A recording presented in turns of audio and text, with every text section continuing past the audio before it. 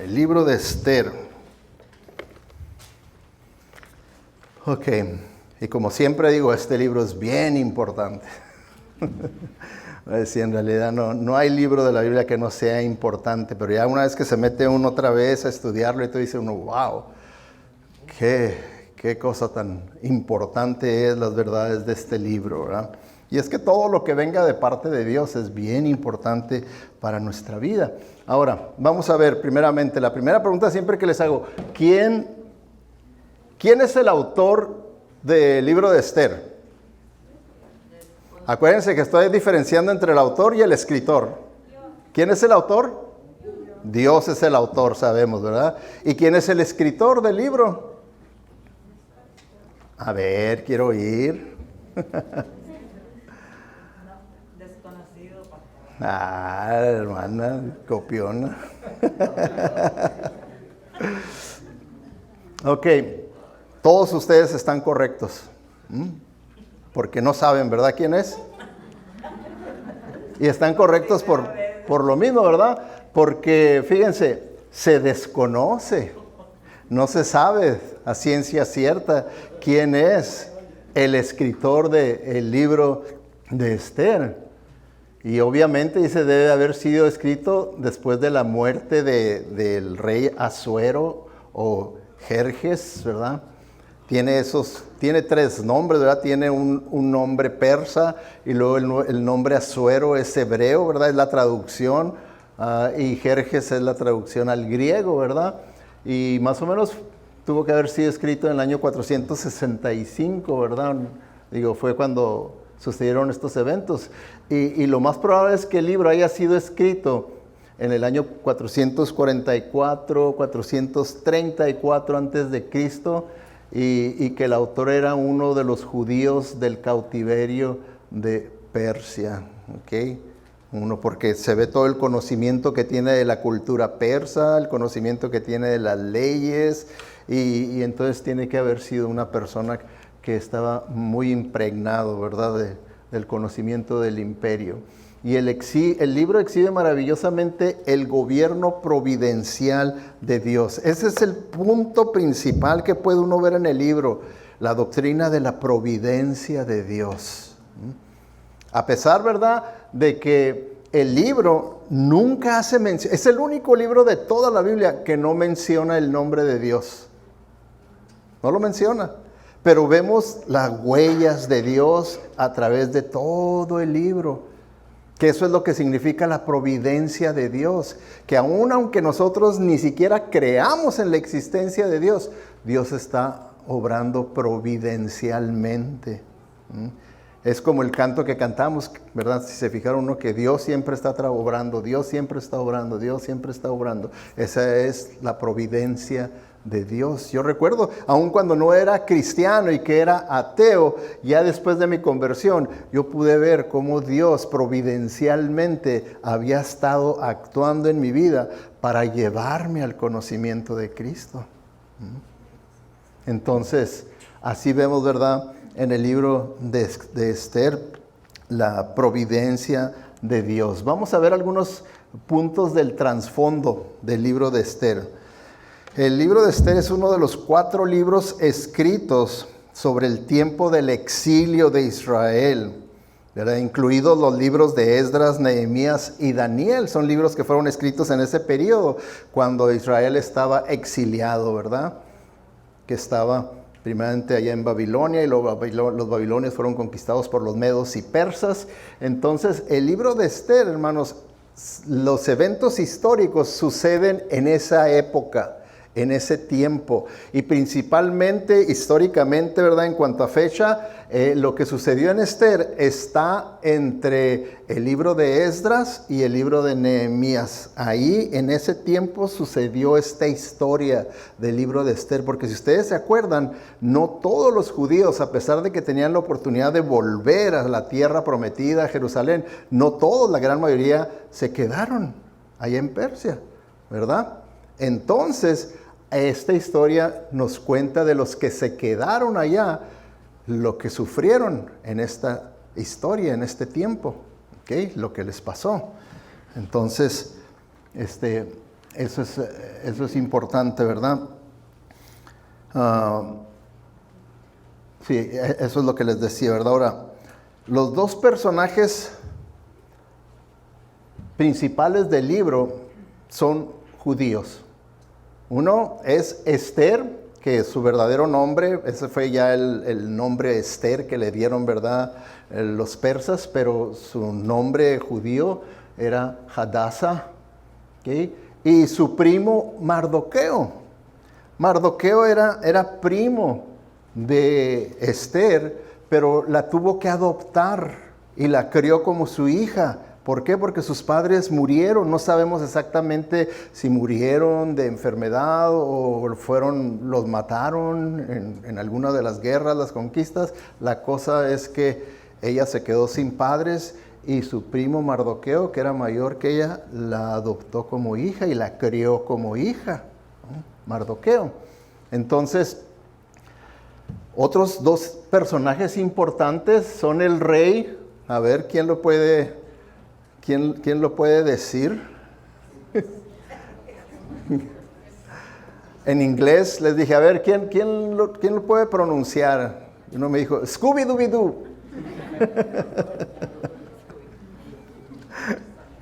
Ok, él es el mismo rey Asuero, pero ese es su nombre persa. Su nombre persa ese es, y luego su nombre en hebreo, ese mismo nombre en hebreo es Asuero, y ese mismo nombre en griego es Jerjes. Y el otro personaje importante es Amán. Amán era, como por así decir, el vicepresidente del rey, era la mano derecha del rey, pero este es uno de los personajes importantes y es uno de los malos de la película, ¿ok? Es de los malos de la película. Entonces, el libro se abre con una fastuosa fiesta organizada por el rey Asuero que duró 187 días. ¿Se pueden ustedes imaginar un fiestón de 3 meses y 1 semana? ¿Quién pudiera pagar una fiesta de ese tamañito? 3 meses. Ahora, no eran fiestas de que dijeran, ok, la fiesta cada día va a durar 2 horas y luego ya se van y al siguiente día vienen. No, era 24/7. Y comida siempre había a morir, bebida a morir, todo. La música no paraba, la fiesta no se detenía. Por 3 meses y 1 semana. ¿Se imaginan ustedes el poder, la riqueza de un imperio como era el imperio medo-persa para poder hacerse esos lujos? Es un gran lujo. Y así lo hizo, ¿verdad? Y así es como empieza desde el capítulo 1 con esa fiestezota, ¿verdad? Bueno, ahora, el bosquejo del libro es bien importante, porque les he dicho que siempre es importante cuando usted estudie el bosquejo de un libro, porque el bosquejo de un libro le va a dar la historia del libro en forma resumida. Como ahorita yo, conforme vayamos yendo el bosquejo, les voy a platicar toda la historia resumida del libro de Esther. ¿Se fijan por qué es importante?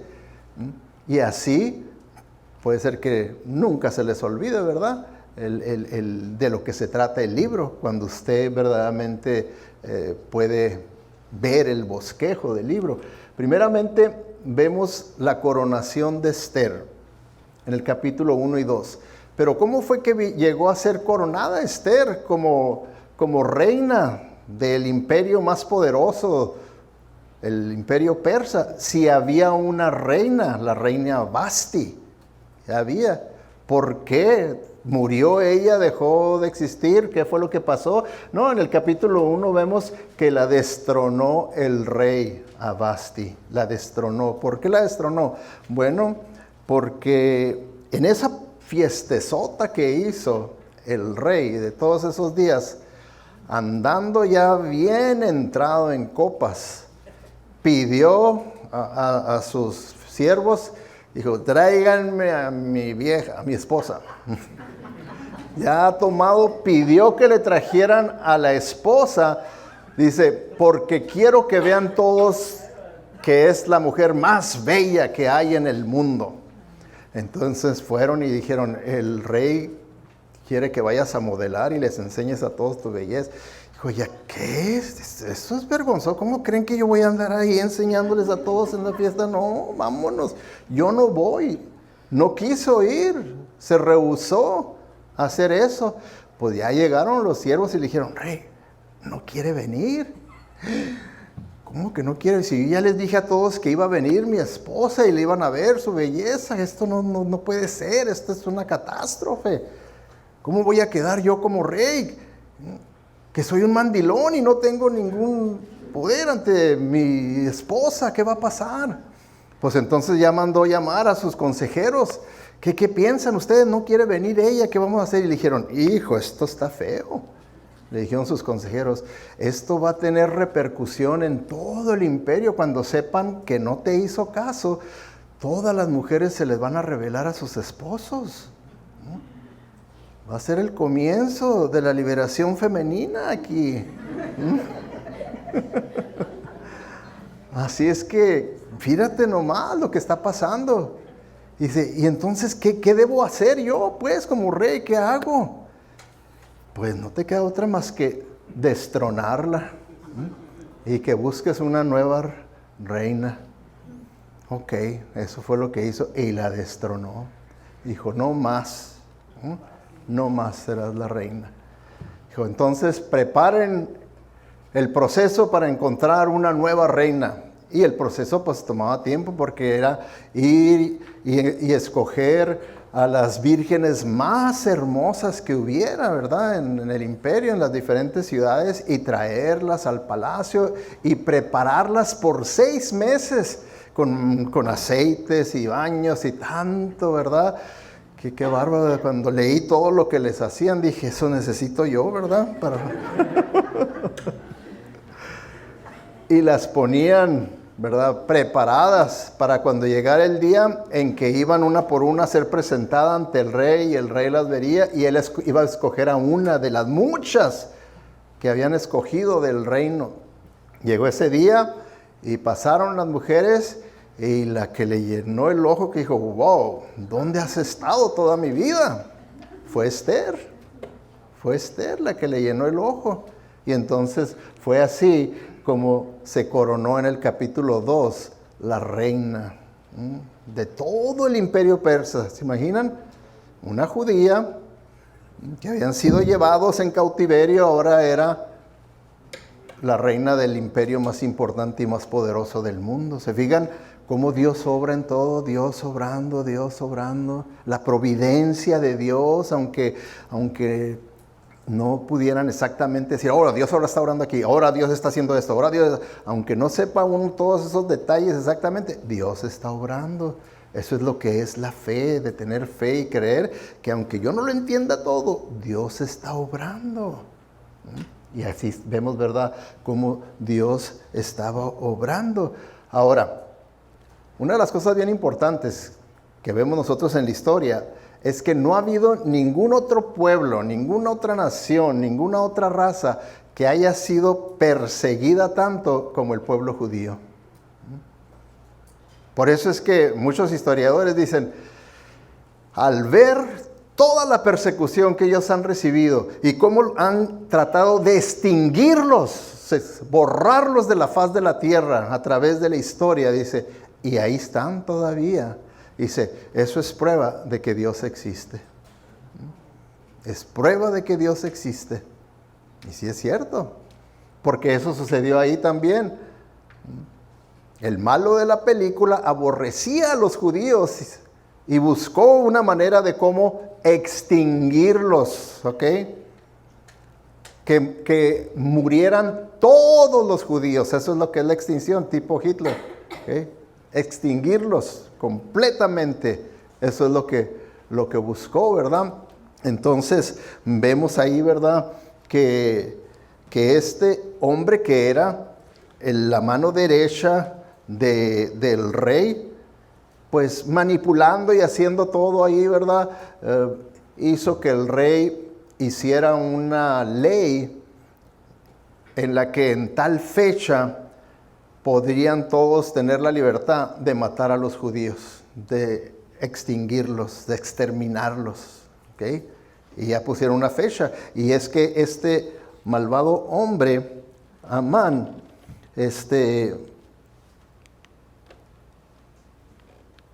él determinó, dijo, ok, tengo que escoger una fecha cuando van a iniciar el ataque contra los judíos, cuándo va a ser legal que los maten a todos ellos. Y lo hizo echando la suerte. Tenían unos dados con números, entonces los echó. Dijo, ok, esta es la fecha. En esta fecha ya pusieron en el decreto ataque contra los judíos, exterminarlos a todos, que no quede ni uno, que no quede ni uno. Bueno, pues es ahí, ¿verdad? Entonces, cuando vemos, ¿verdad?, la providencia de Dios, cómo Dios obra en todo, y vemos nosotros que nunca nadie a través de la historia que se han lanzado para exterminar a los judíos no han tenido éxito. ¿Por qué? Porque Dios ya había prometido a través de Moisés que Él los iba a bendecir y que ese pueblo iba a permanecer todavía que tiene un rol todavía importante hasta en las profecías futuras que no se han cumplido. Por lo tanto, Dios providencialmente iba a protegerlos de todos los ataques y todos los enemigos que los querían exterminar y que no han podido. Es más, fíjense ahorita, todavía no han visto las noticias, los ataques contra Israel, tantos enemigos. Ellos viven rodeados, todos los que los rodean son enemigos de ellos. Y muchos de ellos, por ejemplo, estamos hablando de los persas, ¿verdad? ¿Quiénes son los persas hoy en día? ¿Quién es Persia hoy en día? Irán son los persas en nuestros días. Ellos en su constitución tienen, como otros pueblos musulmanes, tienen en su constitución que ellos existen con el propósito de exterminar a los judíos, de echarlos al mar. ¿Se imaginan ustedes qué odio? ¿Será casualidad eso? ¿O será el diablo ese? Entonces, vemos, ¿verdad?, que ya desde aquí, hizo los planes para eso, ¿verdad?, para traer, empezó a hacer intrigas y pudo lograr que se hiciera esa ley. Pero vemos, ¿verdad?, que Mardoqueo se dio cuenta y él tuvo percepción en cuanto a lo que se tenía que hacer, ¿verdad? Porque estaba bien preocupado, bien dolido de que ya hubiera fecha para exterminarlos a todos ellos. Entonces, Mardoqueo, pues por supuesto que empezó a tratar el asunto, habló con Esther, ¿verdad? Y le pidió, ¿verdad?, que intercediera. Y vemos, ¿verdad?, que Esther tuvo que interceder. E intercedió, a pesar, ahorita más al rato, más adelante vamos a ver, a pesar de lo que le pudiera costar. Ella intercedió, tuvo éxito en la intercesión y Israel celebró. ¿Celebró por qué? Porque se hizo un nuevo decreto.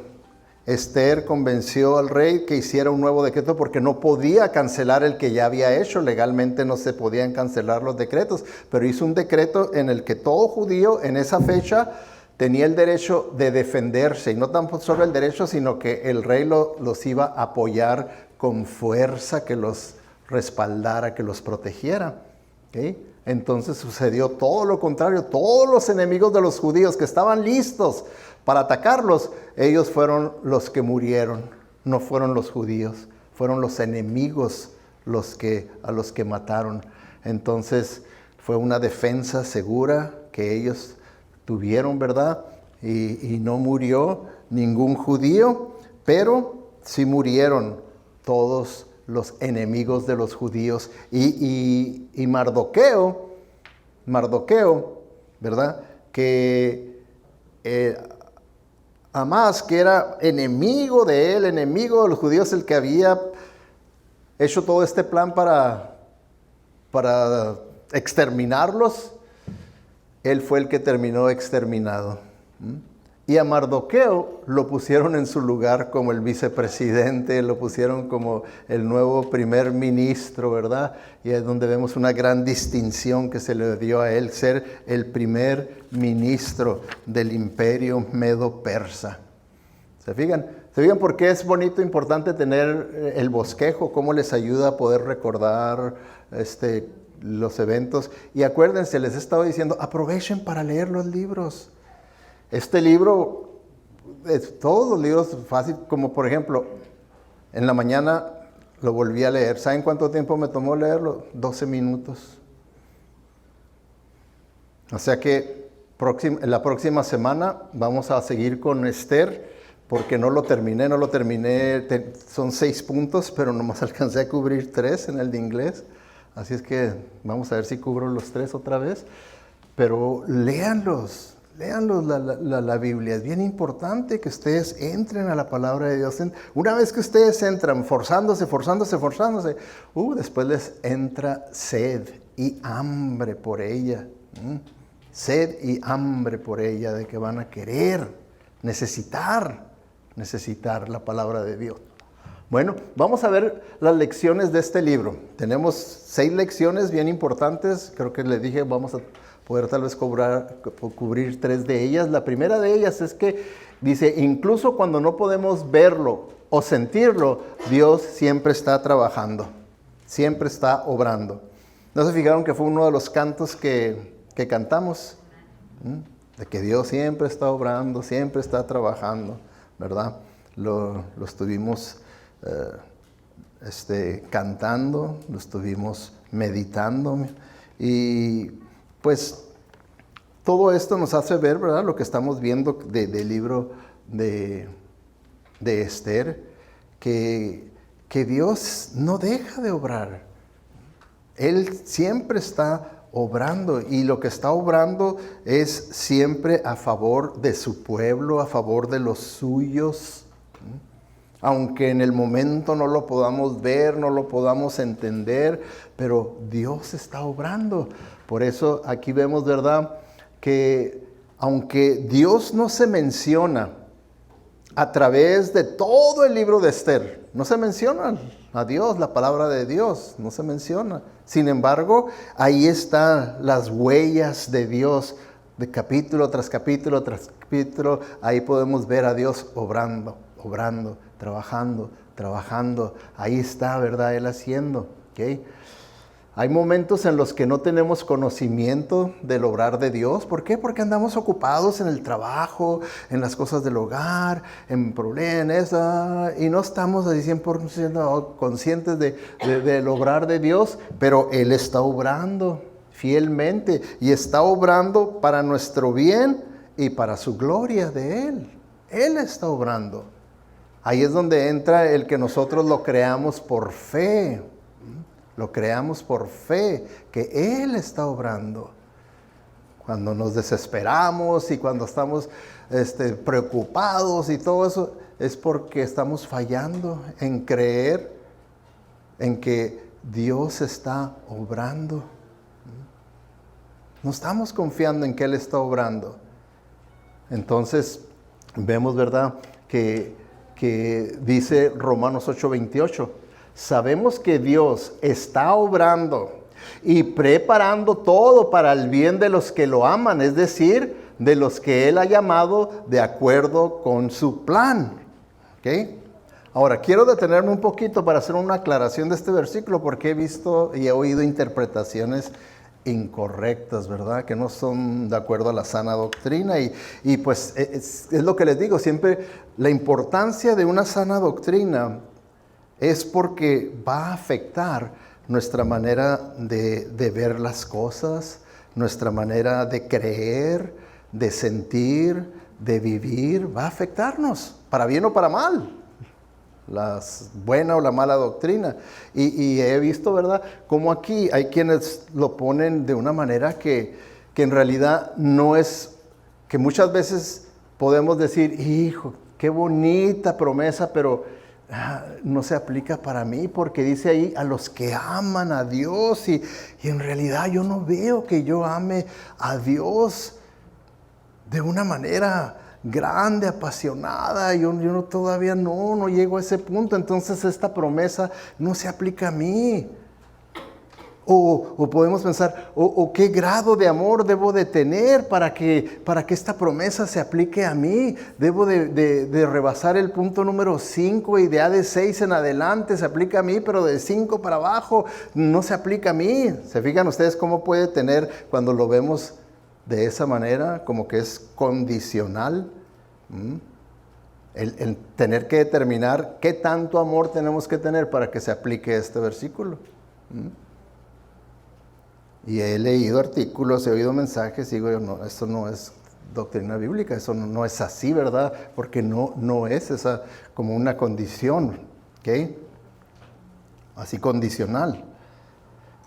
O sea, no es condicional, pero el apóstol Pablo en contexto sí está hablando de una condición, ¿ok? No condicional, hay que entender, no condicional, sino una condición. O sea que está él aquí diciéndonos, un auténtico y verdadero cristiano va a amar a Dios, porque esos son los que han sido llamados de acuerdo a la soberana voluntad de Dios. Entonces, él está describiéndonos aquí a un verdadero cristiano, porque un verdadero cristiano ama a Dios. Tal vez su amor no sea un amor todavía tan grande, tan apasionado, ¿verdad? Por Dios, pero su deseo y la dirección de su vida es de amar a Dios. Amar a Dios, y es lo que quiere. Por eso la misma Biblia en Apocalipsis nos dice, ¿verdad?, de que podemos perder nuestro primer amor. Ese amor más apasionado con el que llegamos a tener se puede enfriar, se puede apagar, ¿no? Pero no quiere decir que el verdadero cristiano no ama a Dios. El verdadero cristiano ama a Dios. ¿Por qué? Dice la Biblia, amamos a Dios porque Él nos amó primero. Entonces estamos conscientes de que Dios de tal manera me amó al mundo, que dio lo mejor de Él a su único Hijo. Y por lo tanto, dice la Biblia, cuando uno experimenta el perdón de Dios, la salvación, entonces uno ama a Dios. Ama a Dios. Y entonces aquí está diciendo, ¿verdad?, que para un verdadero, auténtico cristiano, no importa el grado que tenga de su amor por Dios, todas las cosas ayudan para bien. Y claro que nosotros debemos siempre procurar de crecer en amor para el Señor, porque fíjense, es una buena señal cuando una persona dice, ay, es que yo estoy corto en el amor que yo quisiera tener con el Señor. Esa es una buena señal. ¿Por qué? Porque eso muestra que no estamos conformes con nuestra condición y que estamos conscientes que hay más todavía, que puedo crecer más en el amor a Dios, en la fe, en la gracia. Puedo crecer más. Porque una mala señal es decir, esto se aplica a mí porque yo amo a Dios como más que ustedes. ¿Verdad que eso ya uno dice, ay, qué orgulloso, ¿verdad? Pero cuando uno reconoce su insuficiencia y su verdadera condición, eso Dios lo honra y dice, qué bueno que estás consciente, ¿verdad?, que necesitas crecer. Entonces, por eso me quería detener un poquito, ¿verdad?, en este versículo, para que veamos lo que el apóstol Pablo verdaderamente está diciendo y no se pierda usted la bendición de esta promesa. Okay, una segunda lección. Dios es el héroe de todas las historias que nosotros podemos leer en la Biblia, pero tú tienes un papel importante que desempeñar. Y recuerdo, me platicaban, ¿verdad?, después del culto de inglés, alguien dice, exactamente esta semana estaba enseñándoles a mis niños la historia de Esther en una caricatura. Dice, pero ¿sabe qué decía la historia? ¿El por qué destronaron a Vasti? Digo, no, ¿por qué? Que porque no le quiso hacer un sándwich al rey. Le digo, no, pues está peligroso, ¿verdad? Le digo, esa lección yo creo que no le conviene a ninguna mujer, ¿verdad? Le ponen lonche al marido en la mañana, si no, tiene derecho a dejarla, ¿verdad?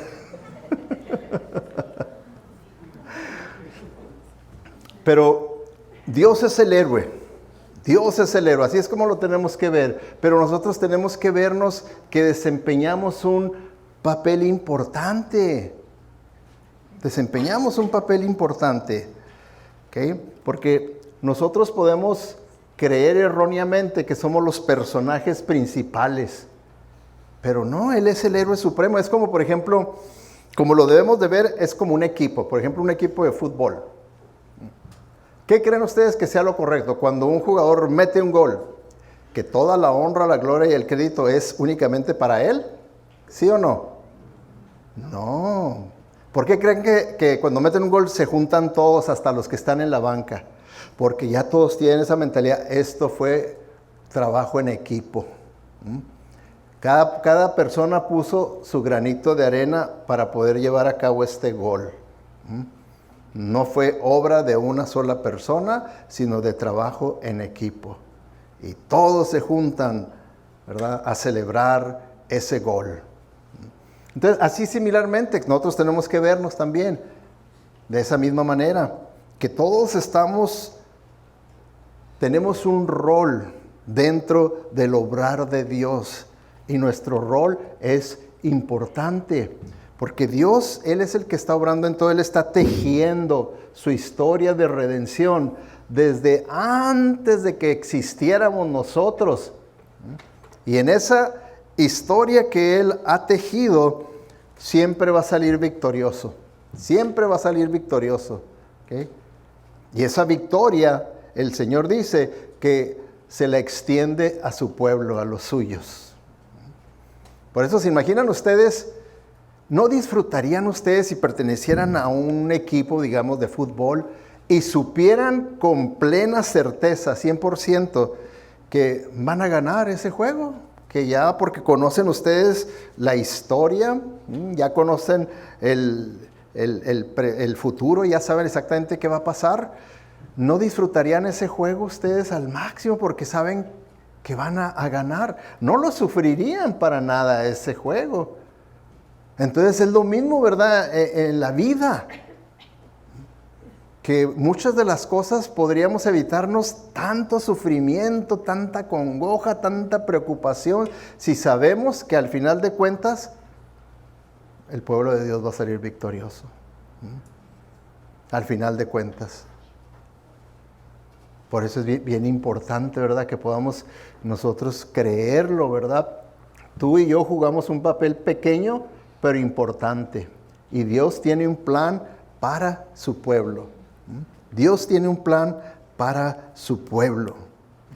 Y eso es lo que Mardoqueo le recordó a Esther cuando estaba el problema de que se había establecido esa ley y la fecha para la extinción de los judíos, la exterminación de ellos. Que Mardoqueo habló con ella y le dijo, mira, si te quedas callada en un momento como este, el alivio y la liberación para los judíos surgirán de algún otro lado, ¿verdad? Mardoqueo conocía las escrituras y sabía que Dios le había prometido a Abraham que su pueblo no iba a ser exterminado, que iba a continuar todavía hasta los últimos días con un papel predominante en la historia de Dios. Dice, pero tú y tus parientes morirán. Dice, ¿quién sabe si no llegaste a ser reina precisamente para un momento como este? Dice, ponte a pensar que tal vez todo por lo que has pasado y llegar a ser la mujer más poderosa del mundo como reina, fue para esto, para poder interceder por tu pueblo. Que es algo que nosotros tenemos que pensar, ¿verdad? ¿Por qué? ¿Creemos en la casualidad o creemos en la providencia de Dios? Porque nomás existen esas dos cosas, ¿verdad? El mundo cree en la casualidad, en la suerte, y nosotros creemos en la providencia y en la soberanía de Dios. ¿Ok? Entonces, si yo lo creo de esa manera, pues aquí podemos ver que Esther es confrontada con eso, ¿verdad? Y es ahí donde Esther dice, sí es cierto, ¿verdad? Yo tengo que hacer lo correcto, cueste lo que cueste. Y entonces ella tenía que entrar ante la presencia del rey y poderle decir y pedirle que se hiciera algo para que no se exterminaran a los judíos. Pero ella no podía entrar. No crean ustedes que porque era la reina, ella nomás podía entrar y decirle, Hani, tengo algo bien importante, quiero que me hagas un gran favor. Nadie podía entrar a la presencia del rey, al menos que el rey los llamara. De acuerdo a la ley, si una persona entraba sin haber sido llamado, ahí automáticamente los guardias que estaban ahí volteaban a ver al rey, y si el rey no levantaba su cetro quiere decir, la perdono, lo perdono, déjanlo que se acerque a mí. Si no levantaba el cetro, ahí mismo, ¡fum!, se lo ejecutaban ahí, al momento. Entonces,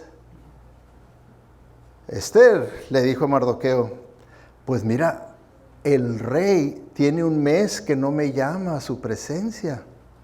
Y es cuando él le dice esto, bueno, si te quedas callada, en un momento como este, pues, ¿quién te dice que a ti también no te van a dar matarile?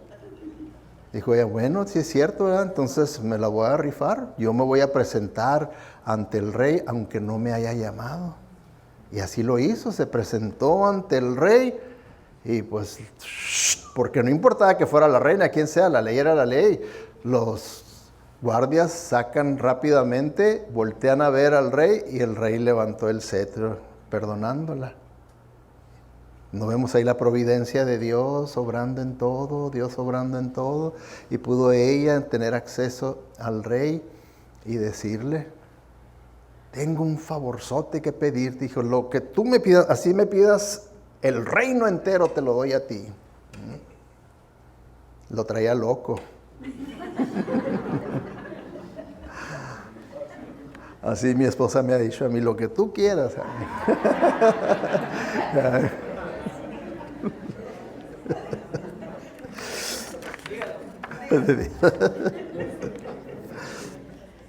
Entonces, vemos, ¿verdad?, cómo Dios quiere envolvernos a nosotros en lo que Él está haciendo.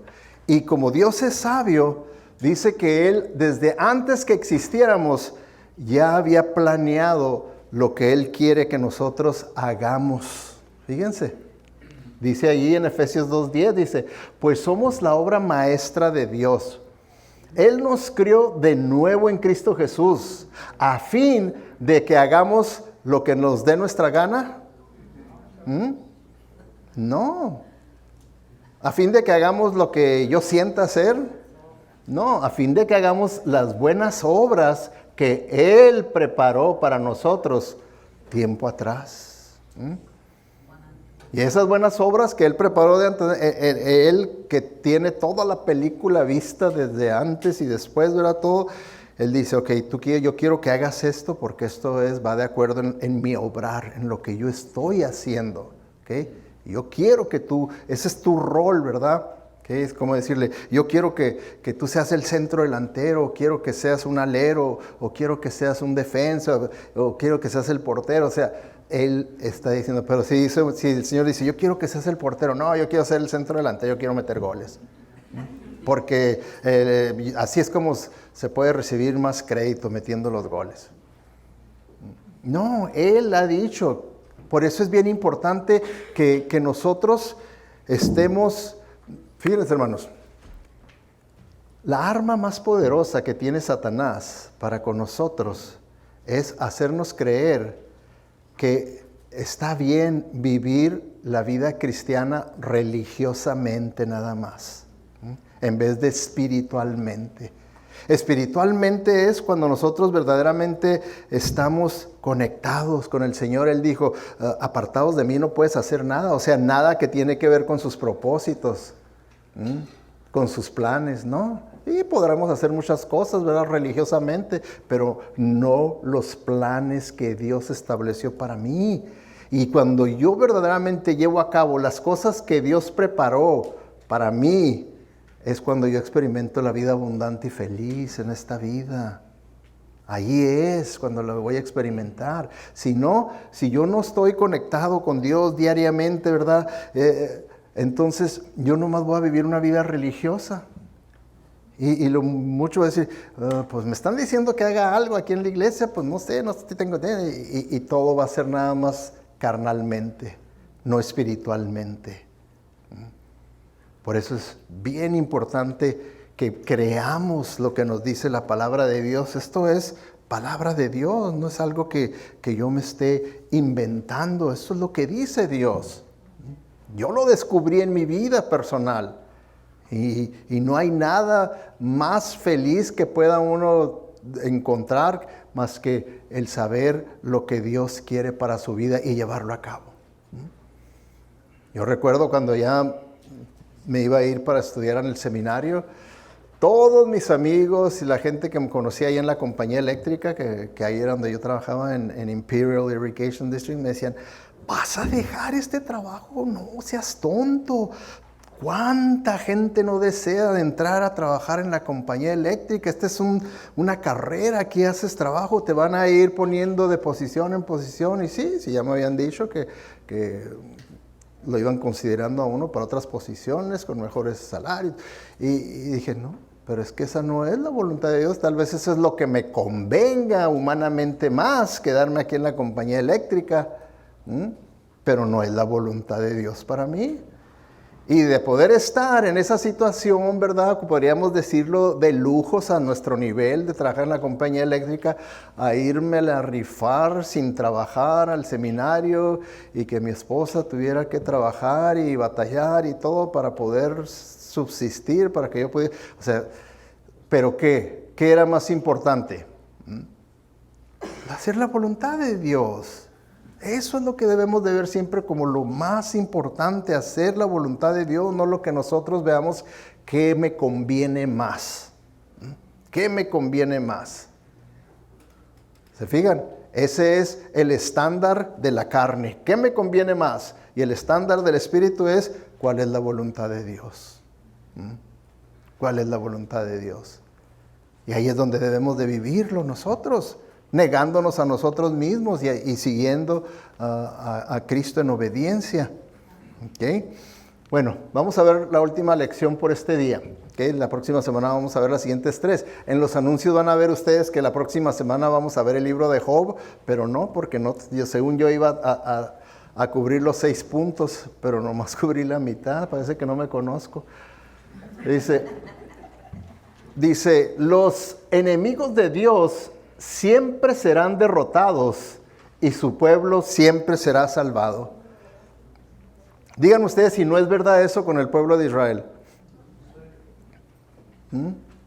Siempre eso ha sido una realidad. Fíjense, aun cuando Israel se cumplió la profecía de Dios, que a pesar de estar dispersos por todo el mundo, llegó el momento en nuestra época en que se cumplió la profecía que los iba a volver a reunir en su tierra. Y los volvió a reunir en su tierra. Y cuando ellos estaban recién reunidos ahí en su tierra, a las cuantas semanas de estar ellos celebrando que volvieron a su tierra por haber estado dispersos, un ataque conjunto de Egipto y países árabes. Los rodearon y los atacaron. Y a pesar de apenas estar ellos estableciéndose, una vez más se defendieron con fe, Dios actuó, intervino y ganaron esa guerra en 6 días. En 6 días. Se cumple, ¿verdad? Puede usted ir a la historia pasada como en la presente y van a seguir viendo que la palabra de Dios es cierta. Se cumple, ¿verdad? Y es lo que vemos nosotros, ¿verdad? Amán planeó aniquilar a toda la raza judía, pero Dios había prometido que su pueblo finalmente sería liberado del cautiverio babilónico, que ahora estaban bajo el dominio de los persas, y que regresarían a Jerusalén. Y las promesas de Dios se cumplen.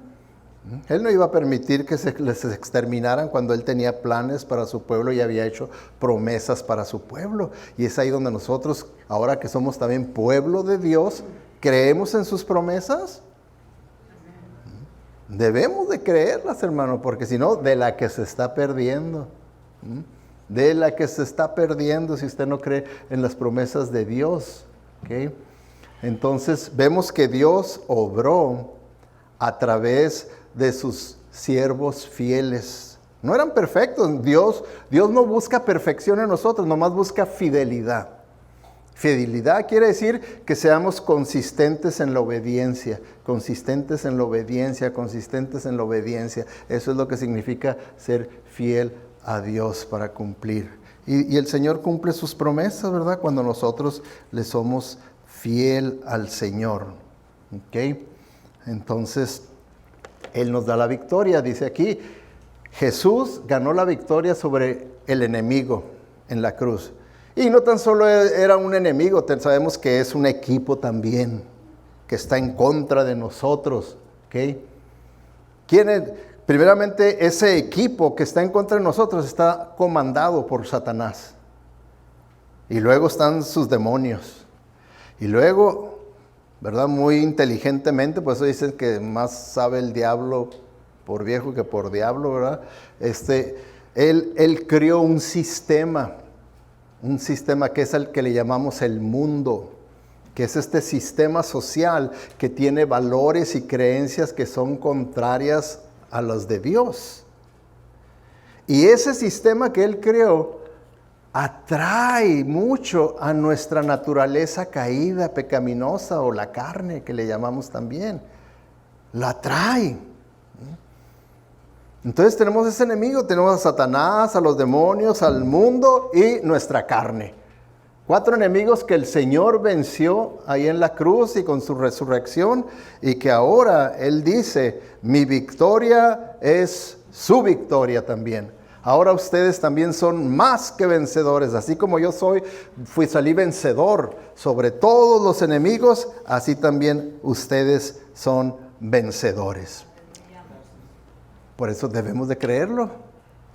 Por eso es que el apóstol Pablo, escribiendo a los romanos, ahí hablando del peor enemigo, el que más aterra al hombre, ¿qué es? La muerte. Se hacen encuestas y todos aquellos, no, pues a la muerte le tienen miedo a la gente. Y aunque digan mucha gente, no le tengo miedo, a la hora que están, hagan algo, pero no me quiero morir. Háganme algo, pero yo no me quiero morir.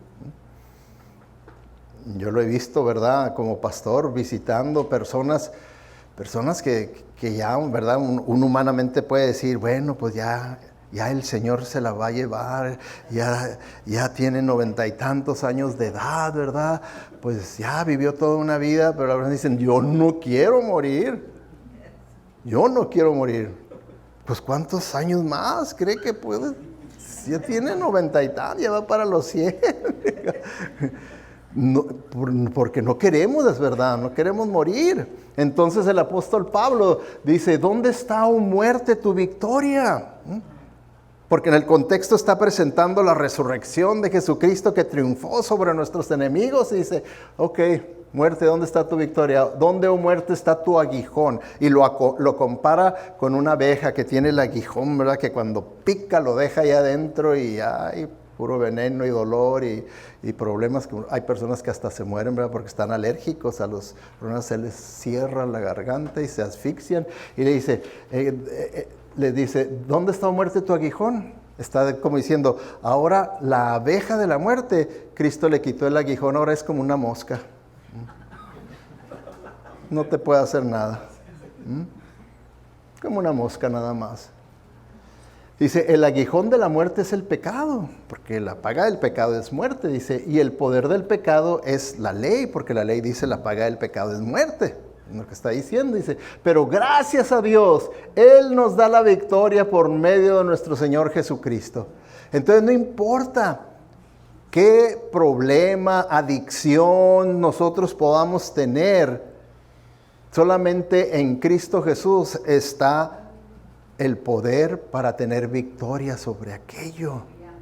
Solamente es algo que debemos de creer.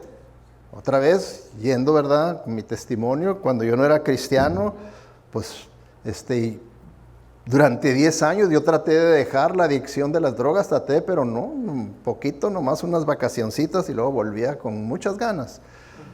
Y no, pero cuando el Señor vino a mi vida, entonces creí que yo podía tener la victoria y desde entonces ya no volví a tocar nada de lo que me controlaba, de lo que me exigía.